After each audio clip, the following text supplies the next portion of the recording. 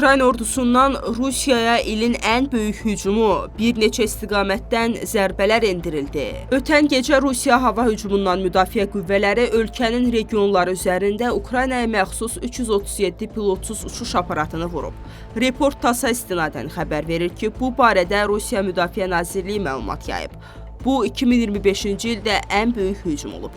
Ötən gecə ərzində hava hücumundan müdafiə vasitələri ilə 337 Ukrayna pilotsuz uçuş aparatı Moskva vilayəti ərazisi üzərində 91, Kursk vilayəti ərazisi üzərində 126, Bryansk vilayəti ərazisi üzərində 38, Belqrad vilayəti ərazisi üzərində 25, Ryazan vilayəti ərazisi üzərində 22, Kaluqa vilayəti ərazisi üzərində 10, Lipetsk vilayəti ərazisi üzərində 8, Oryol vilayəti ərazisi üzərində 8, Voronij vilayəti ərazisi üzərində 6, Nijni Novgorod vilayəti ərazisi üzərində isə 3 PUA vurulub deyə nazirlikdən bildirilib.